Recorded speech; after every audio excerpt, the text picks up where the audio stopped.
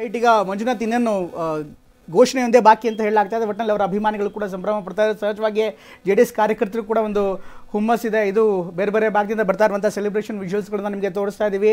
ಇದು ಮಂಜುನಾಥ್ ಅವರ ಗೆಲುವಿಗೆ JDSನ ಕಾರ್ಯಕರ್ತರು ಪಟಾಕಿ ಸಿಡಿಸಿ ಸಂಭ್ರಮವನ್ನು ವ್ಯಕ್ತಪಡಿಸಿದ್ದಾರೆ. ಅಧಿಕೃತ ಘೋಷಣೆ ಬಾಕಿ ಇದೆ. 1,84,000 ಈಗಾಗಲೇ ಲೀಡ್ ಆಗಿದೆ. ಒಟ್ಟಿನಲ್ಲಿ ಎಲ್ಲ ಡೆವಲಪ್ಮೆಂಟ್ಗಳನ್ನು ನೋಡ್ತಾರೆ. ಸಹಜವಾಗಿ JDSಗೆ ಬಹುಶಃ ನಿರೀಕ್ಷೆ ಮಾಡಿತ್ತ ಅಂತ ಶರವಣ ಅವರೇ ಈಗಾಗಲೇ ಸಾಕಷ್ಟು ಸ್ಟ್ರಾಟಜಿ ಬಗ್ಗೆ ಮಾತಾಡ್ತೀವಿ. ಇದನ್ನು ಆರಂಭದಲ್ಲಿ ಅನೇಕರು ಇಲ್ಲ ಆಗ್ಬೋದು ಆಗದೇ ಇರ್ಬೋದು ಅಂತ ಲೆಕ್ಕಾಚಾರಗಳಿತ್ತು. ಆದರೆ 1,84,000 ಅನ್ನುವಂಥದ್ದು ತುಂಬ ದೊಡ್ಡ ಮಾರ್ಜಿನ್ ಆಗುತ್ತೆ.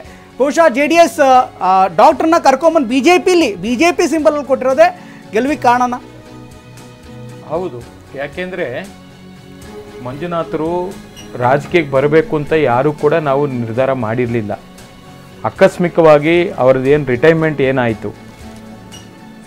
ಇನ್ನೊಂದು ವಿಚಾರ, ನಾನು ಮೊದಲು ಹೇಳ್ತಾರೆ ತಮಿಳುನಾಡಿನ ಬಗ್ಗೆ ಬಿಜೆಪಿ ಬಹಳವಾದಂತ ನಿರೀಕ್ಷೆಯನ್ನ ಇಟ್ಕೊಂಡಿತ್ತು.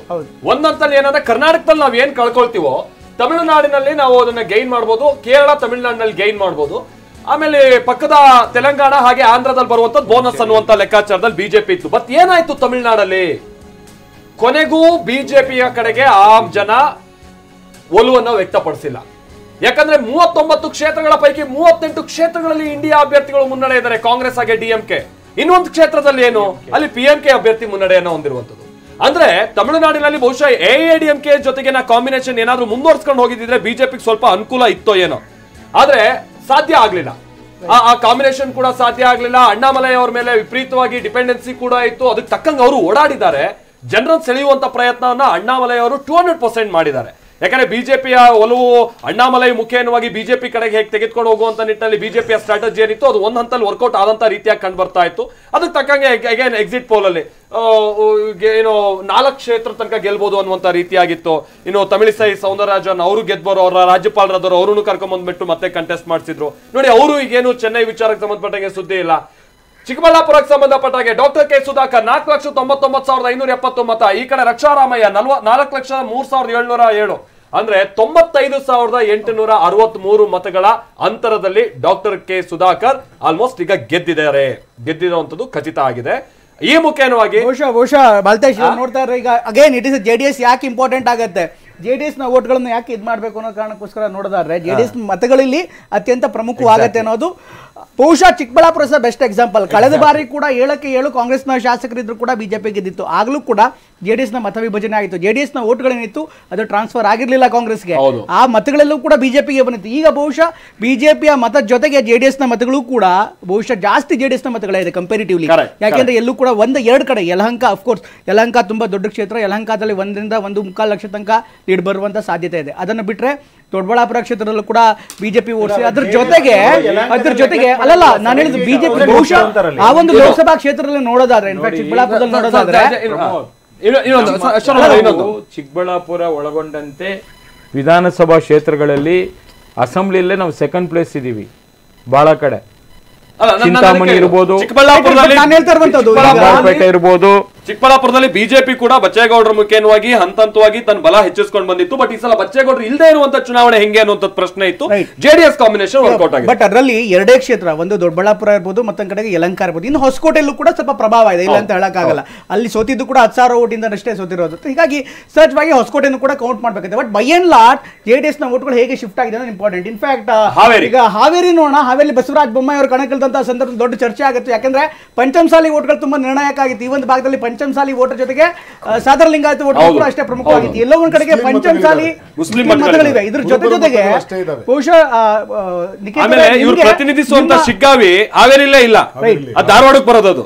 ಇದ್ರ ಜೊತೆಗೆ ನಿಖೇತ್ ನನ್ನ ಪ್ರಶ್ನೆ ಇರುವಂತಂದ್ರೆ ನೀವು ಇನ್ನೂ ಬೆಟರ್ ಕ್ಯಾಂಡಿಡೇಟ್ ಹಾಕ್ಬೋದಾಗಿತ್ತ ಅಂತ ಈ ಒಂದು ಭಾಗದಲ್ಲಿ, ಅಥವಾ ನೀವು ಕ್ಯಾಂಡಿಡೇಟ್ ಹಾಕಿದ್ಮೇಲೆ ಅಂದ್ರೆ ಬೇಗ ನೀವು ರಿಲೀಸ್ ಮಾಡಿದ್ರಿ ಪಟ್ಟಿನ, ಆ ನಂತರ ಅವ್ರು ರಿಲೀಸ್ ಮಾಡಿದ್ರು. ಬಹುಶಃ ನಿಮ್ಮ ಒಬ್ಬ ಬೆಟರ್ ಕ್ಯಾಂಡಿಡೇಟ್ ಆಗಿದ್ರೆ 15,000 ವೋಟ್ ಜಾಸ್ತಿ ತಗೊಳ್ಳೋದು ತುಂಬಾ ವ್ಯತ್ಯಾಸ ದೊಡ್ಡ ಸಂಗತಿ ಆಗಿರ್ಲಿಲ್ವೇನೋ, ಏನ್ ಹೇಳ್ತೀರಿ? ಇಲ್ಲ, ಖಂಡಿತ ಹೌದು. 15,000 ವೋಟು ಬಹಳ ದೊಡ್ಡ ಸಂಗತಿ ಅಲ್ಲ. ಆದರೆ ನಾನು ಹೇಳೋದೇನು ಅಂತಂದ್ರೆ ಹಾವೇರಿ ನಾವು ಗೆದ್ದು ಬಹಳ ವರ್ಷಗಳಾಗಿ ಹೋಗಿತ್ತು. ನಿರಂತರವಾಗಿ ಬಿಜೆಪಿಯ ನಿಮ್ಮ MLAಗಳಿದ್ರು 8ರಲ್ಲಿ 7 ಜನ ನಿಮ್ಮ MLAಗಳಿದ್ರು. ಸರ್ ಮಾತಾಡ್ತೀನಿ. ಕೋಲಾರಕ್ಕೆ ಸಂಬಂಧಪಟ್ಟಂಗೆ ನೋಡಿ, ಕೋಲಾರದಲ್ಲಿ ಮಲ್ಲೇಶ್ ಬಾಬು ಅವರು ಹಾಗೆ KV ಗೌತಮ್ ನಡುವೆ ಬಹಳ ಒಳ್ಳೆ ಫೈಟ್ ನಡೀತಾ ಇತ್ತು ಒಂದ್ ಹಂತದಲ್ಲಿ.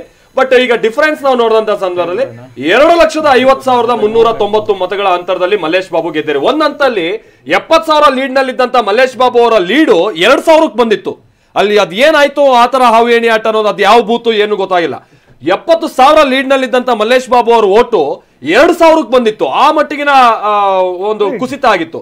ಬಟ್ ಅಗೈನ್ ಮತ್ತೆ ಗೈನ್ ಆಯ್ತು. ಈಗ ನೋಡಿ ಫೈನಲ್ ರಿಸಲ್ಟ್ ಅನ್ನ ಆಲ್ಮೋಸ್ಟ್ ನಾವು ನೋಡ್ತಿದ್ದಾಗ 2.5 ಲಕ್ಷ ಮತಗಳ ಅಂತರದಲ್ಲಿ ಮಲ್ಲೇಶ್ ಬಾಬು ಅವರು ಗೆದ್ದಿದ್ದಾರೆ. ಇದೇ ಕಾನ್ಫಿಡೆನ್ಸ್ ಖಂಡಿತವಾಗಿಯೂ ಬಿಜೆಪಿಗೆ ಹಾಗೆ ಜೆಡಿಎಸ್ಗೆ ಕೋಲಾರದ ಮೇಲೆ ಇತ್ತು. ಅದಕ್ಕೆ ತಕ್ಕಂಗೆ ಲೀಡ್ ಬಂದಿದೆ. ಇನ್ನು ಹಾಸನದಲ್ಲಿ 43,738 ಮತಗಳ ಅಂತರದಲ್ಲಿ ಅವಾಗಲೇ ಶರವಣ ಅವ್ರು ಹೇಳ್ತಾ ಇದ್ರು ಗೆದ್ರೆ ಏನೊಂದು 5-10,000 ಅಂತ. ನಮಗೆ ಹಾಸನಕ್ಕೆ ಸಂಬಂಧಪಟ್ಟಾಗಿನ ಬಹಳಷ್ಟು ಮಂದಿ ಗ್ರೌಂಡ್ ರಿಪೋರ್ಟ್ ಮಾಡಿದಂತ ನವ ಪ್ರತಿನಿಧಿಗಳು ಸೇರಿದಂಗೆ ಬಹಳ ಮಂದಿ ಅದನ್ನೇ ಹೇಳ್ತಾ ಇದ್ದಿದ್ದು 20-25,000 ಒಳಗಡೆ ಅಂತೇಳಿ. ಬಟ್ ಆ ನಿರೀಕ್ಷೆಯನ್ನು ಮೀರಿ ಇಲ್ಲಿ ಶ್ರೇಯಸ್ ಪಟೇಲ್ ಅವರ ವೋಟ್ ಗೈನ್ ಆಗಿದೆ ಅನ್ನುವಂಥದ್ದು ಗೊತ್ತಾಗ್ತಾ ಇದೆ. ಇನ್ನು ಹಾವೇರಿಗೆ ಸಂಬಂಧಪಟ್ಟಾಗ ಆಗ್ತಾನೆ ನಾವು ಹೇಳ್ತಾ ಇದ್ದಾಗ ಬಸವರಾಜ ಬೊಮ್ಮಾಯಿ ಅವರು ಹೌದು ಮಾಜಿ ಮುಖ್ಯಮಂತ್ರಿಗಳು ಈ ಬಾರಿ ರಾಜ್ಯದಲ್ಲಿ 3 ಮಂದಿ ಯಾರು ಕಣಕ್ಕಿಳಿದಿದ್ರು, ಬಸವರಾಜ ಬೊಮ್ಮಾಯಿ ಕೂಡ ಅದರಲ್ಲೊಬ್ರು. ಸೊ ಅವರಿಗೆ ಹಾವೇರಿ ಅಷ್ಟು ಸುಲಭವಾಗಿ ದಕ್ಕುತ್ತಾ ಅನ್ನುವಂಥದ್ದಿತ್ತು. ಯಾಕಂತ ಅಂದ್ರೆ ಹಿಂದೆ ಇದ್ದಂತ MP ಶಿವಕುಮಾರ ಉದಾಸಿ ಅವರು ಕಂಪ್ಲೀಟ್ ಆಗಿ ಹೊರ ಹೋಗ್ಬಿಟ್ಟಿದ್ರು ಚುನಾವಣಾ ರಾಜಕೀಯದಿಂದ. ಹಾಗಾಗಿ ಆ ಬಲ ಅವ್ರಿಗೆ ಇರ್ಲಿಲ್ಲ. ಕೊಪ್ಪಳ ತುಂಬಾ ಇಂಟ್ರೆಸ್ಟಿಂಗ್ ಇರುವಂತದ್ದು. ಬಹಳ ಏನ್ ದೊಡ್ಡ ಡಿಫರೆನ್ಸ್ ಅಲ್ಲ, ಕೇವಲ 5,000. ಆಮೇಲೆ 2,500 ಮಲ್ತೆ 2,500 ಗೆದ್ದಿರೋದು. ಕರಡಿ ಸಂಗಣ್ಣ ಒಂದು ಬೂತಲ್ಲಿ ಕೆಲಸ ಮಾಡಿದ್ರು ಗೆದ್ಬಿಡ್ತಿದ್ರು. ಆಮೇಲೆ ಹಿಂದೆ ಕರಡಿ ಸಂಗಣ್ಣ ಅವ್ರು ಗೆದ್ದು ಬಂದಿದ್ದು ಇದೇ ತರನೇ 25, 28, 30,000 ಹಿಂಗೆ ಹೋಟೆಲ್ ಗೆದ್ದು ಬರ್ತಾ ಇದ್ದಿದ್ದು. ಈಗ ಬಸವರಾಜ್ ಕ್ಯಾವಟ್ನವರು ನಮ್ಮ ಬೆಂಗಳೂರಿನಲ್ಲೂ ಕೂಡ ಬಹಳಷ್ಟು ಹಾಸ್ಪಿಟಲ್ ಕೆಲಸ ಮಾಡ್ತಾ ಇದ್ರು, ವೈದ್ಯರಾಗಿ ಕೆಲಸ ಮಾಡ್ತಾ ಇದ್ರು. ಈಗ ಹಾಸನದ ಕೊಪ್ಪಳದಲ್ಲಿ ಅವ್ರದೇ ಆದಂತಹ ಹಾಸ್ಪಿಟಲ್ ಇದೆ. ಅವ್ರ ತಂದೆ ಹಿಂದೆ ಶಾಸಕರಾಗಿದ್ದಂತವ್ರು. ಬಟ್ ಗೆಲುವು ಅನ್ನುವಂತ ವಿಚಾರ ಬಂದಾಗ ಅದು ಯಾವುದು ಕೈ ಹಿಡಿಲ್ಲ ಅಂತ ಕಾಣಿಸುತ್ತೆ. 5,000 ಓಟ್ಗಳ ಅಂತರದಲ್ಲಿ ಗೆದ್ದಿದ್ದಾರೆ. ಆಮೇಲೆ ಈಗ ಮಂಡ್ಯ ಅಂತೂ 2,71,000. ನೋಡಿ, ಕೋಲಾರ 2,50,000 ಹೆಚ್ಚು ಕಡಿಮೆ ಮತಗಳ ಅಂತರ ಜೆಡಿಎಸ್ ಕ್ಯಾಂಡಿಡೇಟ್ ಗೆದ್ದಿರುವಂತದ್ದು. ಕುಮಾರಸ್ವಾಮಿ ಅವರು 2,71,000. ಜೆಡಿಎಸ್ ಹೆಂಗಂದ್ರೆ ಇಲ್ಲ ಅಂದ್ರೆ ಇಲ್ಲ, ಬಂತು ಅಂತಂದ್ರೆ ಈ ತರದ ಲೀಡ್. ಆ ರೀತಿಯಾಗಂತ ಲೀಡ್ಗಳ 2 ಕ್ಷೇತ್ರಗಳು ಮಣ್ಣಿನ ಗುಣ ಅದಂಗೆ. ತುಮಕೂರು ವೆರಿ ಇಂಟ್ರೆಸ್ಟಿಂಗ್ಲಿ ಸೋಮಣ್ಣ ಅವರ ಎಫರ್ಟ್. ಯಾಕಂದ್ರೆ ಎಲ್ಲರೂ ಅದೇ ಕೇಳ್ತಿದ್ರು, ತುಮಕೂರಿಗೂ ಸೋಮಣ್ಣ ಅವರಿಗೂ ಏನು ಸಂಬಂಧ? ಅದೇ ತುಮಕೂರು ಸೋಮಣ್ಣ ಅವರು ಹೊರಗಿನವರು ಅನ್ನುವಂಥದ್ದನ್ನ ಇಡ್ತಾ ಇದ್ರು. ಬಟ್ ಅದೇನೇ ಆದ್ರೂ ಕೂಡ ಹಿಂದೆ ದೇವೇಗೌಡರಿಗೆ ಸೀಟ್ ಬಿಟ್ಕೊಟ್ಟಂತವ್ರು ಮುದ್ದನ್ಮೇಗೌಡರು. ಆ ಸಂದರ್ಭದಲ್ಲಿ ಅದೇನೇನೋ ಗೊಂದಲ ಆಗಿ ಅನಂತರಲ್ಲಿ ಬಿಜೆಪಿಗೆ ಹೋಗಿ ಮತ್ತೆ ಕಾಂಗ್ರೆಸ್ಗೆ ಬಂದ್ರು. ಅದು ವರ್ಕೌಟ್ ಆಗಿಲ್ಲ ಅನ್ನುವಂಥದ್ದು ಗೊತ್ತಾಗ್ತಾ ಇದೆ. ಇನ್ನು ಮಾದೇವಪ್ಪನವ್ರ ಪುತ್ರ ಸುನಿಲ್ ಬೋಸು 1,01,771 ಮತಗಳ ಅಂತರದಲ್ಲಿ ಗೆದ್ದಿದ್ದಾರೆ. ಬಾಲರಾಜ್ ಅವರು ಹಿಂದೆ ಕೊಳ್ಳೇಗಾಲದಿಂದ ಶಾಸಕರಾಗಿದ್ದಂಥವ್ರು. ಈ ಬಾರಿ ಮತ್ತೆ ಅವರು ಶಾಸಕ MP ಆಗಿ ಆಯ್ಕೆ ಆಗ್ಬೇಕು ಅನ್ನೋ ನಿಟ್ಟಿನಲ್ಲಿ ಬಹಳ ಪ್ರಯತ್ನ ಪಟ್ಟಿದ್ರು. ಬಟ್ ಸಾಧ್ಯ ಆಗ್ಲಿಲ್ಲ, ಬಾಲರಾಜ್ ಅವ್ರ ಕೈ ಹಿಡ್ದಿಲ್ಲ.